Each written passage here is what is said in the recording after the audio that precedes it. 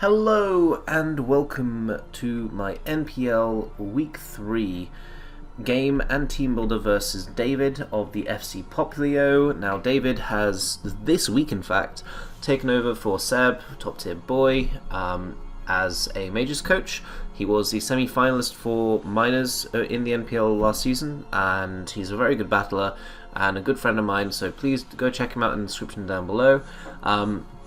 His team is Mew, Garchomp, Tangrowth, Keldeo, Bisharp, Pelipper, Mega Swampert, Galvantula, Tornadus Eye, and Articuno.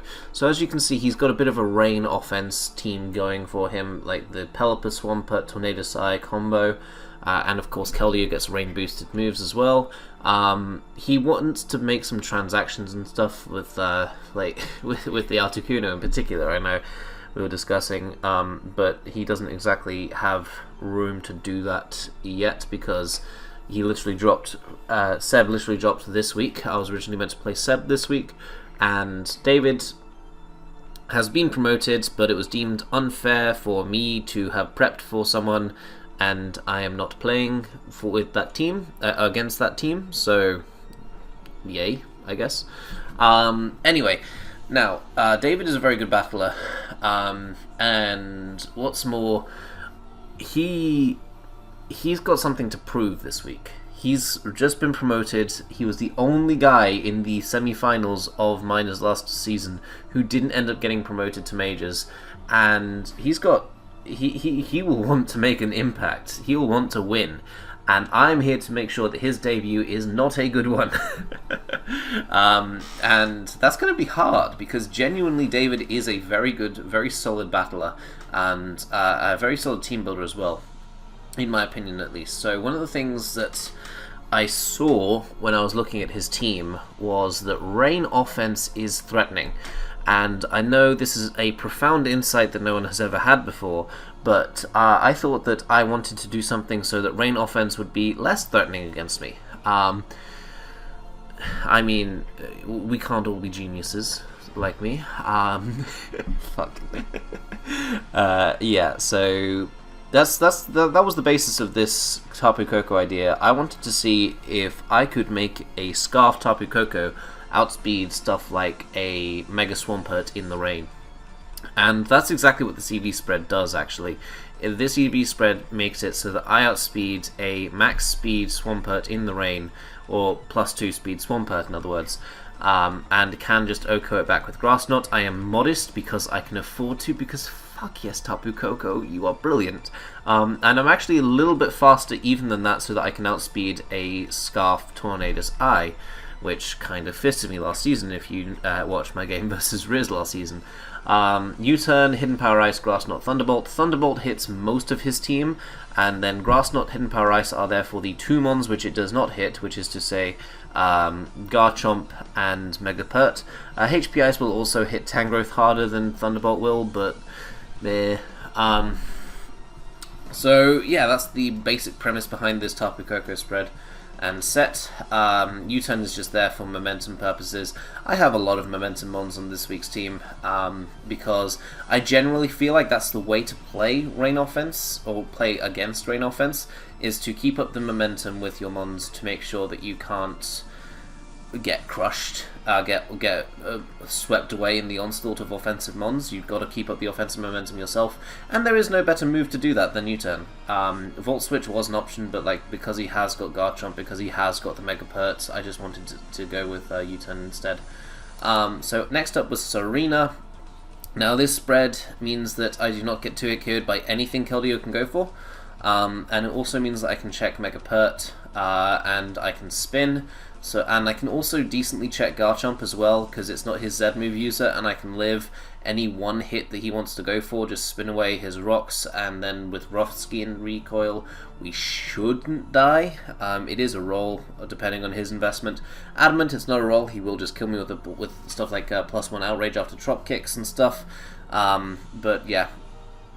This EV spread is pretty much customized so that Specs Icy Wind and Specs Secret Sword, after leftovers damage, do not kill me. If there are rocks on the field, which I'm hoping there won't be because I am bringing a spinner, obviously, then that becomes a lot more suspect, and stuff like Specs Sacred Sword after rocks can hurt quite a bit, but hopefully Serena will put in the work. Oh, by the way, nicknames. I have a history with my nicknames of naming them after fanfiction authors. Rakesh is the latest one who I discovered, who wrote a fic called The Long Journey Home, or A Long Journey Home, rather. And yeah, if you're interested in like stuff like that, just check it out, I guess. Next up is Taure, which is my Hooper. I'm going to call it Taure a lot this season because that's how I thought the name was pronounced for years. But we are sub Drain Punch because he has got a Bishop, and that would be fun. Shadow Ball because basically aside from Bishop he doesn't have a Ghost Resist. And then Hidden Power Ice because Garchomp, like, it's a bit of a threat. I could have gone with Scarf Hooper this week, but because he did have a Bishop, I didn't want to go with Scarf Hooper this week, and I am already running 2 different Scarfers, and you'll see the second one later on. So, yeah, this EV spread, that 40 in attack is actually needed so that I can reliably kill a Bishop, because, rocks are not very solid in terms of getting them up this game, because he does have a Defogger, and it's not like it's my rocker, which is Nidoking, obviously, has a brilliant matchup this game either, because Rain Offense plus like fucking offensive powerhouses, Mew, Garchomp, etc. Yeah, this thing is Expert Belt so that HP Ice will kill a Garchomp, Shadow Ball will do a lot of damage to a Mew, and Drain Punch with the 40 EVs and the Expert Belt will kill a Bishop 100% of the time. Next up, we have 3 attacks Scizor with Superpower, U-Turn, and Bullet Punch. Now, the reason for Superpower is that Bishop is a threat. If he gets up to +2, has Sucker Punch, Iron Head, and or Sucker Punch and Iron Head, really, then it is a massive threat against me. Especially because I can give it boosts accidentally with things like Trop Kick, and it doesn't take that much for my Tapu Koko to be put in range of a Bishop, or rather a +2 Sucker Punch from a Bishop. If I'm at like 40% or something from just coming in, pivoting out, and taking a couple hits here and there, that's definitely in range. So Superpower is needed so that I don't give it setup opportunities. U-Turn is there because momentum is nice. U-Turn is also there on this one because momentum is nice. I didn't bother saying its moveset. Roost because I want to actually live hits and consistently check things over the course of an entire game. Using this, I basically ensure that Sizzle does not beat me. Sizzle doesn't beat me? Well, of course Sizzle doesn't beat me because he doesn't actually have a Sizzle, but Bishop doesn't beat me is the more important one. And this Spadef investment means I can take 1 Specs Keldio's Hydro Pump in the rain, I think. Let me just calculate. I am a lying piece of shit. So it was Scald in the rain after rocks, was what it was. Yeah, Specs Keldeo Hydro Pump in the rain. That's a nice thought. That's not gonna happen. Yeah. I was halfway through saying that and thought, am I getting that wrong? That sounds like it's wrong. But yeah, this is just generally a very solid mod against him, and I think that it can put in work. I honestly feel like Mega Scizor is up there with the Mega Kangs and the Mega Latis in terms of being one of the best Megas in the format. So next up is Scarf Nidoking. I'm just showing you this because I already revealed I'd have a second Scarfer, and most people would have expected it to be Mence. Scarf Rocks because why not? Hidden Power Grass, Thunderbolt, and Earth Power.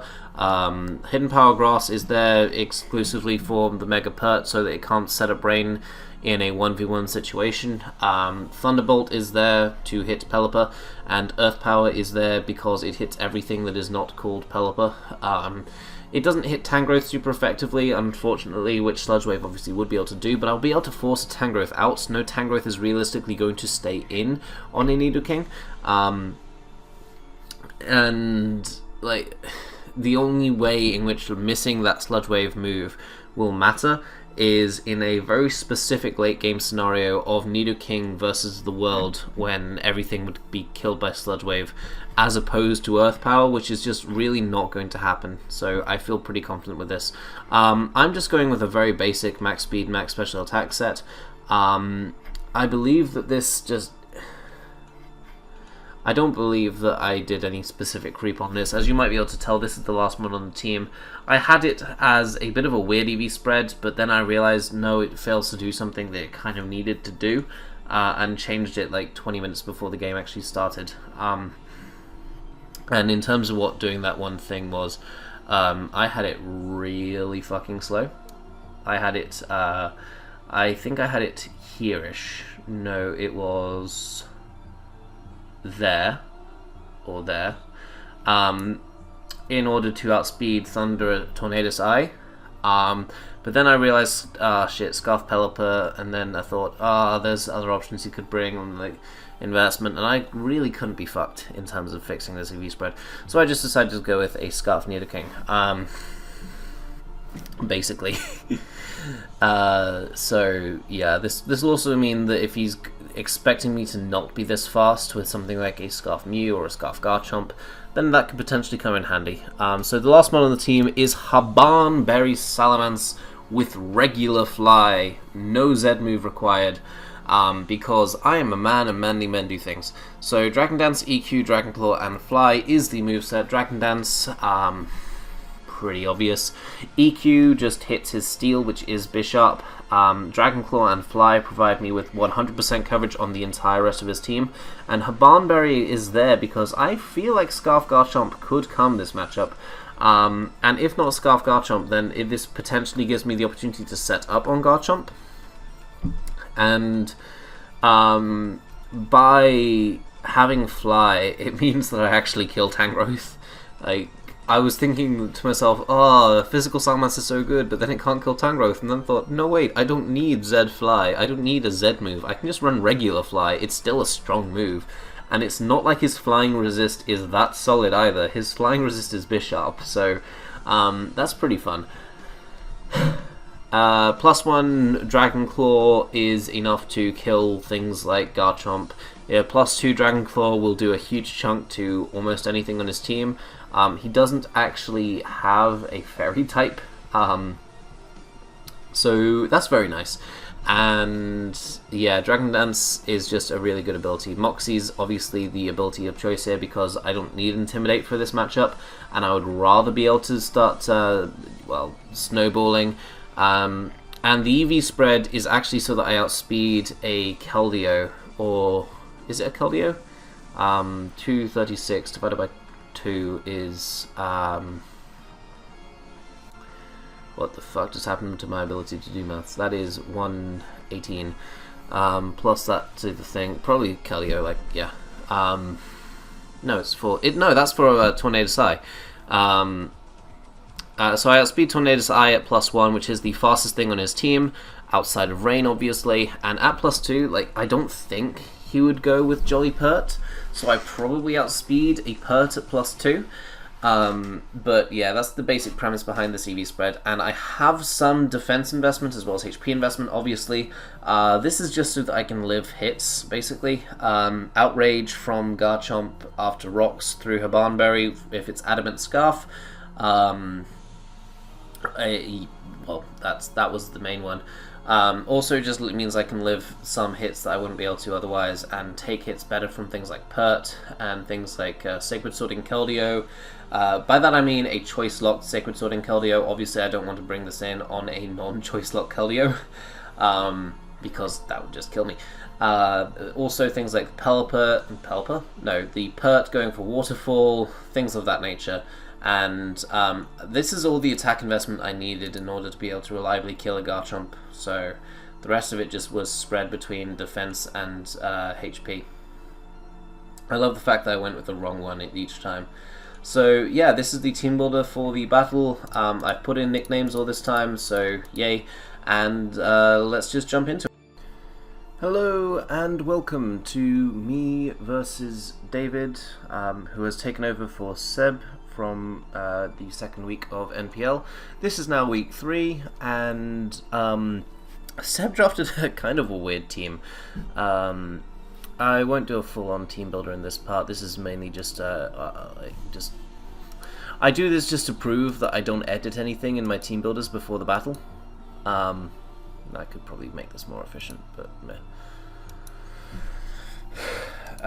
So, good luck, have fun.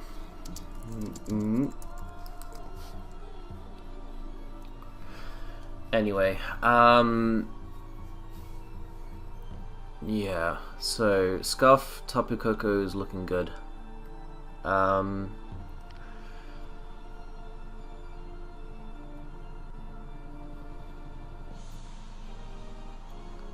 Also, wow, Hooper's looking really good. It doesn't need Drain Punch because, well, yeah, he's not brought the thing that Drain Punch was for. Not really that much of a downside in just leading Tapu Koko, because I can U-turn on almost literally everything.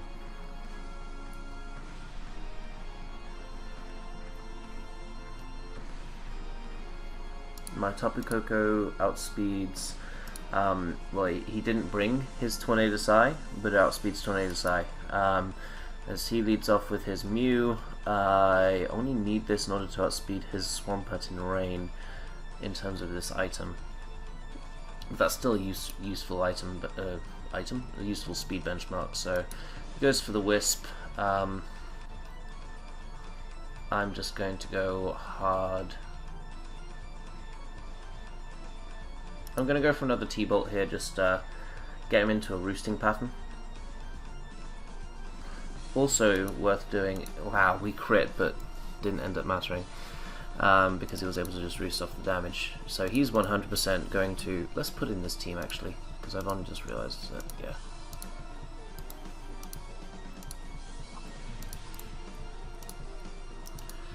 Better not have missed up any sets. Tapu Koko. Let's go with Rakish. This is a Mew. Now let's figure out the spread.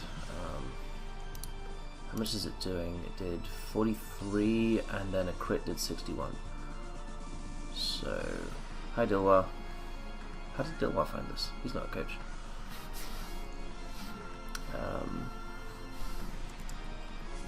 I'll just ignore spectators as well, because, what?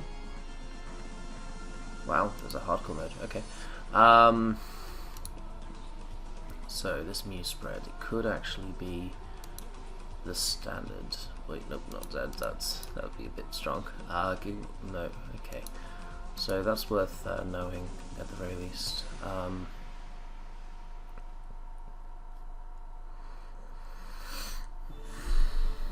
So I'm gonna go hard into Hooper as he goes for another roost, and I'm just gonna scout for the knockoff here by going into my Nidoking. Nidoking doesn't need its Scarf this game, which is why I'm willing to do this.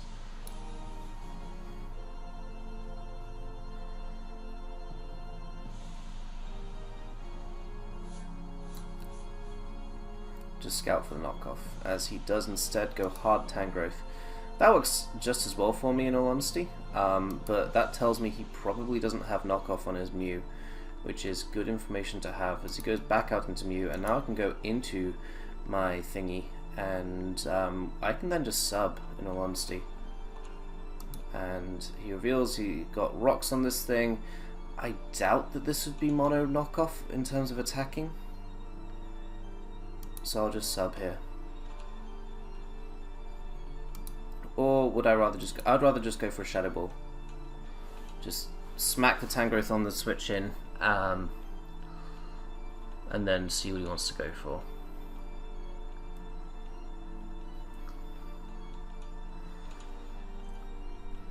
HP Ice will hit slightly. Ooh, that did a lot. So it goes for Volt Switch. Mew is weakened heavily. That was a misplay on my opponent's part. He might think that I'm Scarf, which, I mean, that would work fine by me. But that Mew is now incredibly weak, and it's officially slower than my Hoopa is, so that's good. That's very good to know. And we still have the ability to spin as well, which is very, very good. We can spin versus most of his team, being very honest.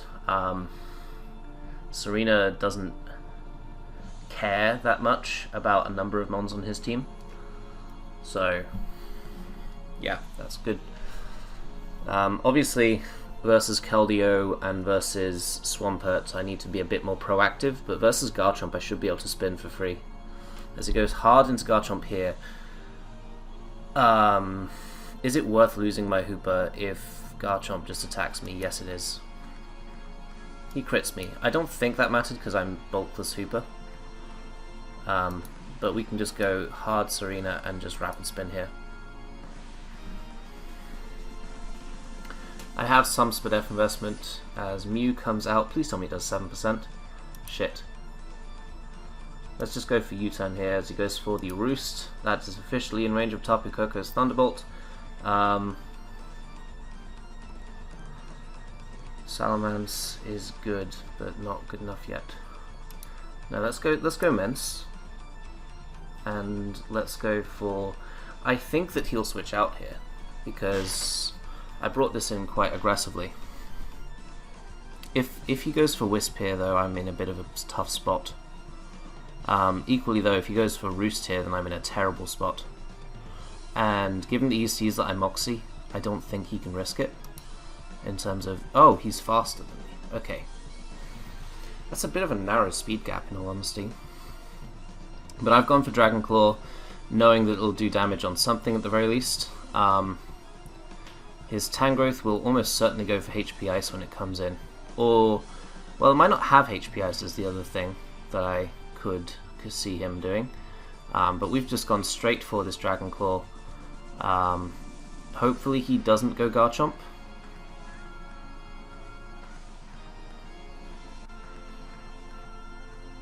He goes Keldeo. Okay. So, that's fine.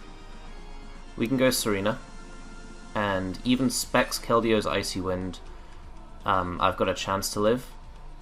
As in live 2. That's not Specs, so we can just U-turn here. Or do I Synthesis? Offensive Momentum versus, yeah, let's U-turn. As he goes into Pelipper, perfect. Because this means we can go into Notre Nidoking, or, alternatively, into our Tapu Koko, to go straight for the T-Bolt.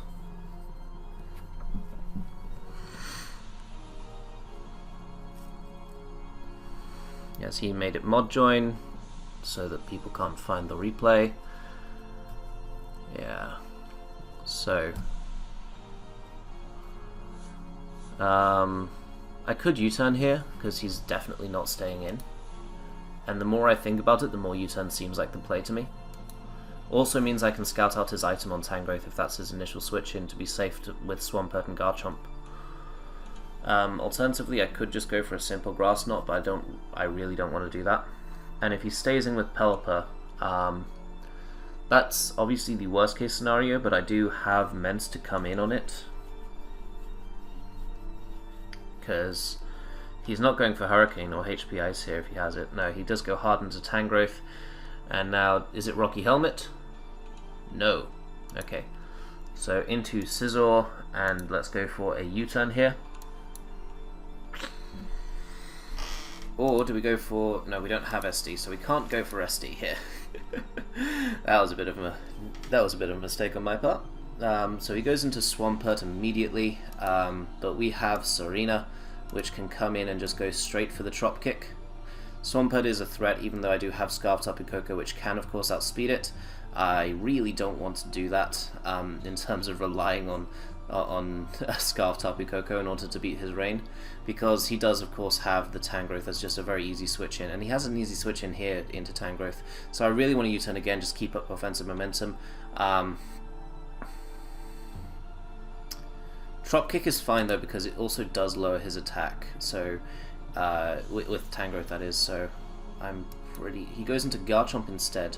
I don't agree with that play, personally, but we can go for a further drop kick, and if I'm not mistaken, we might be able to live. Yep. Okay. That there is why I went for that drop kick as well, because I was very much certain that he was going to go for SD, if he had it, that is, and I really want to just synthesis here, as I imagine he's going to go for a dragon move. Alternatively, U-turn is my play. Darn, I messed that up. Oh well. Let's go into my Moxie Salamence and just Dragon Dance. This Dragon Claw will not kill me, and we've seen SD, so we know he's not Scarf. So we can just go for this here Dragon Claw. He has to go Pelipper in order to set up the rain, and I will take that chip damage on Pelipper. Not chip damage on Pelipper, but I'll take, because here he goes into Keldeo. Presumably this is Scarf in this case then, and you're almost certainly going to go for Icy Wind here, so I'm going to go hard into Sizzle. And now I'm going to U-turn. Even if he isn't Scarf, if he's just bluffing, then that's fine by me, because I get U-turn here. He probably goes into Pelipper, he does, but this means we can go into our Tapu Koko right here, or into our Salamence again. Salamence again and just Fly is fine, because this stores him out of 2 rain turns. Alternatively, I could just Dragon Claw again. We saw how many turns of rain? Turn 20, and Pelipper came in turn 12, didn't it? 13.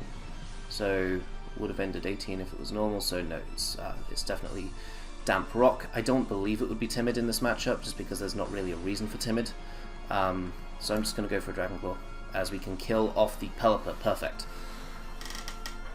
And now, of course, he does not have a Grass Knot immunity, and once the rain goes down, Swampert is not nearly a threat. Not nearly as much of a threat, at least.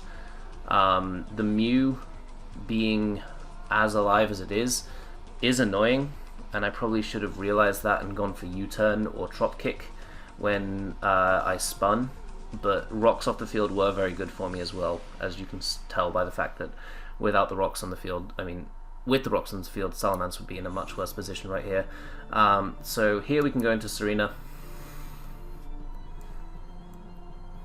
as it goes straight for the waterfall, and here we can go into Tapu Koko, and we can go straight for the Grass Knot.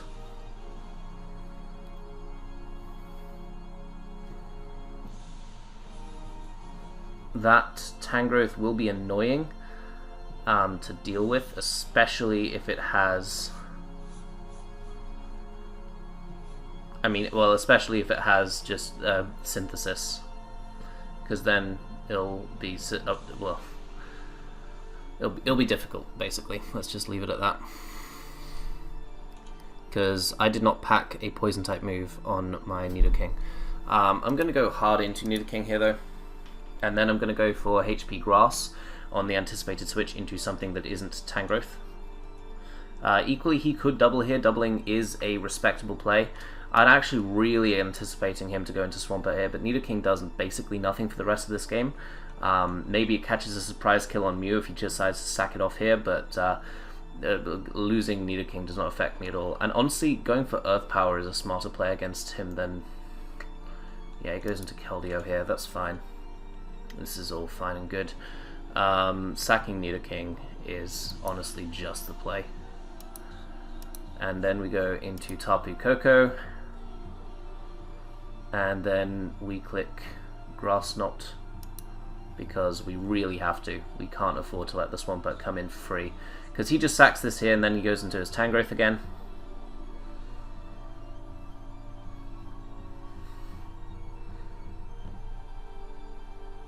That Keldeo double was actually really good. I was expecting a Swampert double if anything, but no, Keldeo was a much better play, and I commend him for it. As he goes into Tangrowth here, he's not Rocky Helmet, so there's no downside for Grass Knotting there, and this is the final turn of rain in the battle, so that's fine.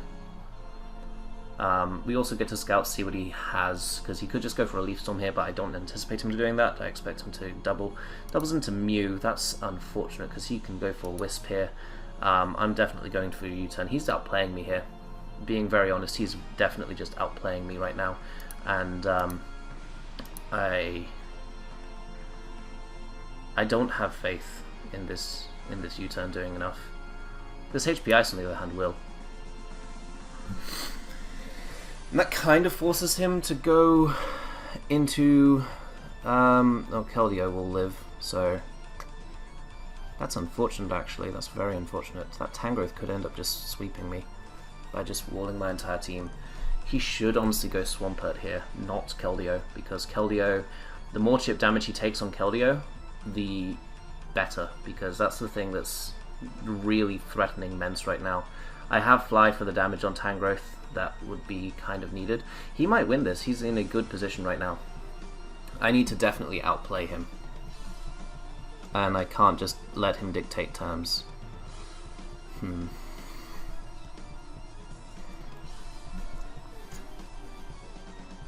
U-turning with Serena was a misplay. I should have Synthesis there, because I knew he was going to go for a Dragon type move. Either Synthesising or just straight going Tapu Koko were the plays. Definitely not what I did.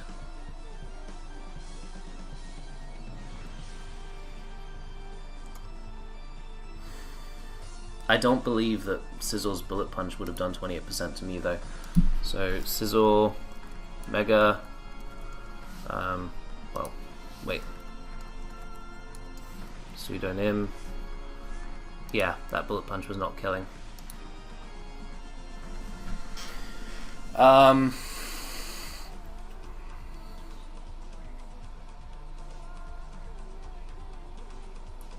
I think that no matter what he goes, I go Sizzle. I genuinely, that's what I believe is what I have to do. I can't let Tapu Koko die because, I mean, Keldeo is too threatening. I just actually can't let that happen. So if he goes into Swampert, I go into Sizzle. If he goes into Keldeo, I don't know if this HP Ice will do that much to a thingy, so Koko down all the way to Rakish, then to a Keldeo, a Scarf. HP Ice does nothing. Like dog shit damage, so he should go Keldeo here. If he goes Keldeo, I'm going to BP, because we can live any move he goes for. There's no move that Keldeo can go for that will kill Sizzle.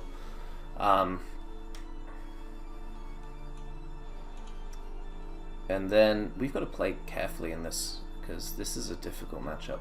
He's almost certainly not going to be max speed on his Swampert, I believe. Maybe he would reach the benchmark to outspeed a +1 jolly thing. So let's get this up right now. 328 times 1.5 equals divided by 2 equals, could outspeed me. So yeah, as I said, my play is definitely going Sizzle. And then U-turning? Because that's not a Turk KO, and we know this is a Scarf, so we can U-turn here. It'll do very slightly more than BP will. But it gives me momentum if he goes into Swampert or something. Because then I can U-turn again with Tapu Koko.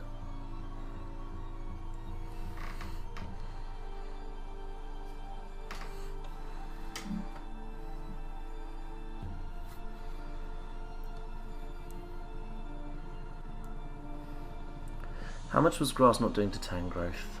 Not much at all. So he does go into Swampert here. That's good for me. So here we are in with Tapu Koko. And we're U-turning.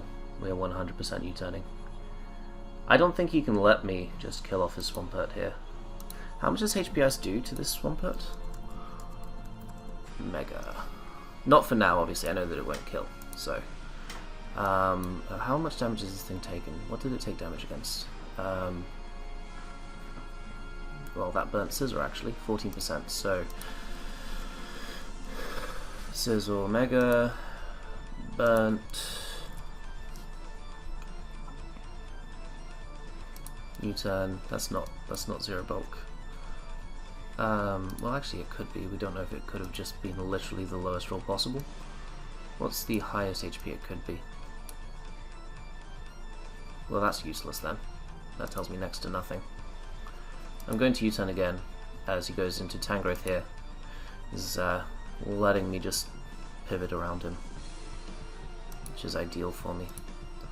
And now something dies to fly.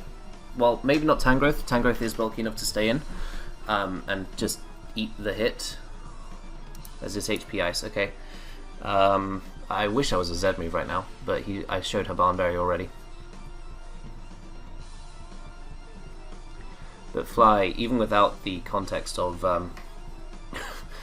well, Z Fly, is still a good stab move, and this is still an adamant, powerful Salamence with 192 attack, and doesn't quite kill.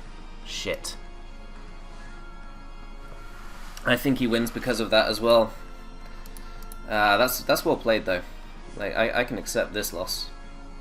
And I'm still not 100% dead, because I go for Grass Knot here. I pick up a kill on probably the Swampert, goes back into Tangrowth on my on my next Grass Knot, and here I go into Scizor. Even if he doubles into Keldeo here, BP puts it in range of definitely HP Ice. So then it's a matter of does Scarf Tapu Koko do enough to Tangrowth? Which is a question I just do not know the answer to. If he stays in here, then I think he misplayed.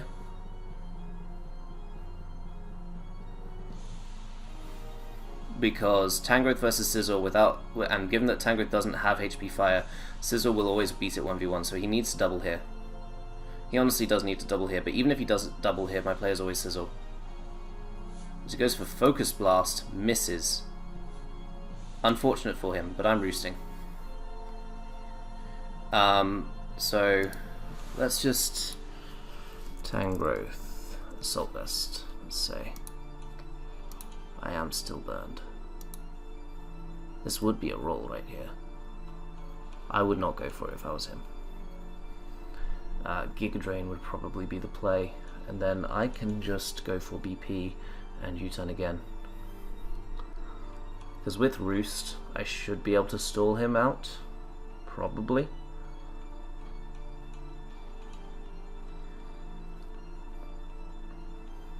I could U-turn again here.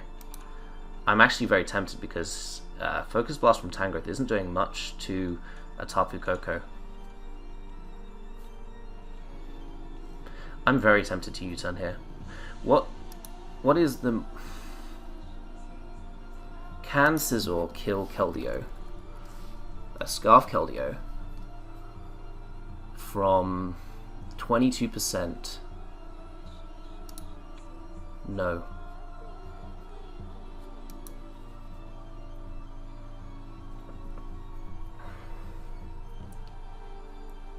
As he did go Keldeo. That's the right play. But we can U-turn here. That is 100% HP Ice range.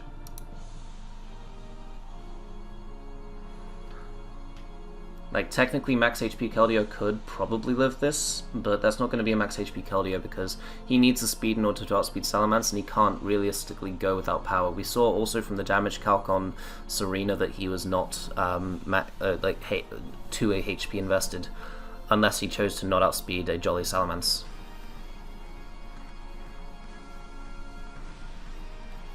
And now I think we win. This has been very hard fought. Like, David has played this really, really well. So props to him on this. GG. I do not know still if we win this. Like, I'm assuming this is I'm still assuming that this is... That's a Keldeo still. Tangrowth, Assault this, HP Ice does nothing.